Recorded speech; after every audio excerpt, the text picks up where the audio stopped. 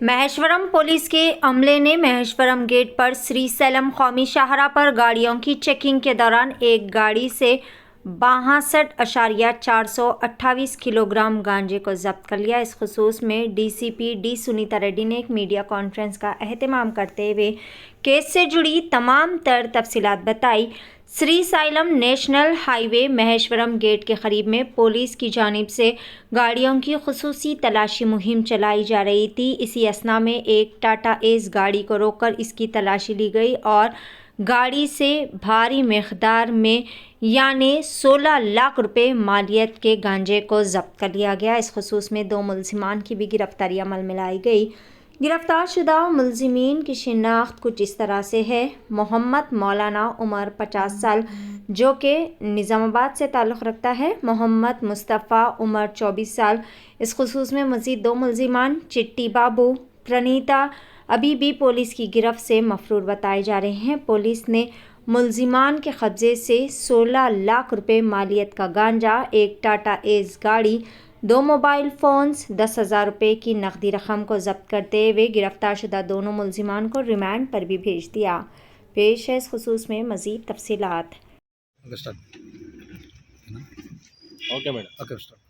మనకు వచ్చిన credible information ప్రకారం 1 డిసెంబర్ 2024 12 మహేశ్వరం గేట్ దగ్గర మనము ఒక ఇద్దరు వ్యక్తుల్ని టాటా ఏస్ గూడ్స్ క్యారియర్లో వెళ్తున్నప్పుడు వాళ్ళిద్దరిని అదుపులోకి తీసుకున్నప్పుడు వాళ్ళ దగ్గర కాంట్రాబ్యాండ్ ఉందని మనకి తెలియగానే ఇమీడియట్గా పంచుల్ని పిలిచి వారి సమక్షంలో కన్ఫెషన్ అండ్ సీజర్ పంచనామా అనేది నిర్వహించడం జరిగింది. ఈ వ్యక్తుల వివరాలు వచ్చేసి మొహమ్మద్ మౌలానా 50 ఇయర్స్ నిజామాబాద్ వాస్తవ్యుడు. అలాగే వాళ్ళ అబ్బాయి మొహమ్మద్ ముస్తఫా 24 ఇయర్స్, ఇతను కూడా నిజామాబాద్. సో వీళ్ళిద్దరి వివరాలు తర్వాత వాళ్ళ దగ్గర నుంచి 62.428 కేజెస్ గాంజా అనేది వాళ్ళ దగ్గర నుంచి స్వాధీనపరచుకొని, అలాగే ఒక వెహికల్ టాటా ఏస్ గూడ్స్ క్యారియర్ ఒకటి, 2 mobile phones, 10,000 cash, all worth rupees 16 lakhs మనము స్వాధీనపరచుకుని తర్వాత ఒక కేసు రిజిస్టర్ చేయడం జరిగింది. కేసు వివరాల్లోకి వెళ్ళినప్పుడు ఈ మౌలానా అనే అతను 7 years బ్యాక్ నుంచి ఈ గాంజా ట్రాన్స్పోర్టేషన్ సంబంధించి బిజినెస్లో ఉన్నాడని మనకు తెలిసింది. 7 years బ్యాక్ ఇతనికి సునీత అని చెప్పేసి నిజామాబాద్లో ఒక లేడీతో పరిచయం అయింది.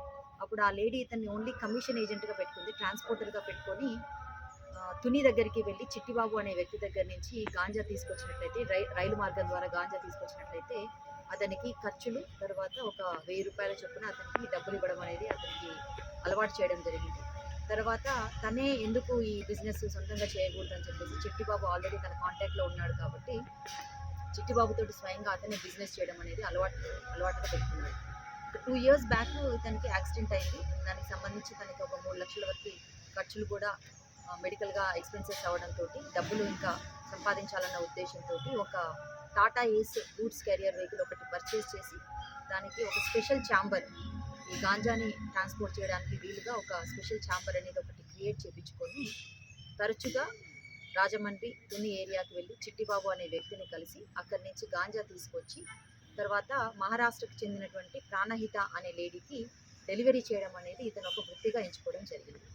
సో ఇందులో భాగంగానే ఇతను 30th రోజు తునికి వెళ్ళి వాళ్ళ అబ్బాయితోటి, అంటే జనరల్గా అయితే వేరే డ్రైవర్ని తీసుకొని వెళ్తాడు, బట్ ఈ కేసు విషయంలో మాత్రం వాళ్ళ అబ్బాయిని డ్రైవర్గా పెట్టుకొని మొహమ్మద్ మౌలానా యొక్క కొడుకు మొహమ్మద్ ముస్తఫాని డ్రైవర్గా పెట్టుకొని వీళ్ళు తునికి వెళ్ళి చిట్టిబాబు దగ్గర 62.428 కేజెస్ గాంజాని తుని దగ్గర పర్చేస్ చేసి దాన్ని చాలా చక్కగా సీక్రెట్ ఛాంబర్లో వాళ్ళకి చెందినటువంటి టాటా ఏస్ గూడ్స్ క్యారియర్ వెహికల్లో చక్కగా సీక్రెట్ ఛాంబర్లో హైడ్ చేసుకొని వస్తున్న క్రమంలో మనకి ఇన్ఫర్మేషన్ వచ్చింది. సో దీన్ని మనం ఇంటర్సెప్ట్ చేసేసి ఇందులో ఏసీపీ మహేశ్వరం లక్ష్మీకాంత్ రెడ్డి గారి ఆధ్వర్యంలో SHO మహేశ్వరం, వెంకటేశ్వర్లు, మధుసూదన్ వాళ్ళ క్రైమ్ టీము ఇంటర్సెప్ట్ చేసి వాళ్ళని పంచుల సమక్షంలో వారి దగ్గర నుంచి గాంజా అనేది మనము స్వాధీనపరచుకోవడం జరిగింది.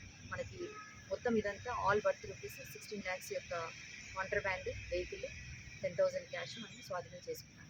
సో వీళ్ళందరినీ ఇందులో ఈ టీంలో చేసినటువంటి SHO మహేశ్వరం, వెంకటేశ్వర్లు, తర్వాత మధుసూదన్ అండ్ క్రైమ్ టీమ్ అందరికీ రివార్డ్స్ అనేది ప్రపోజ్ చేస్తాం. గతంలో వీళ్ళపైన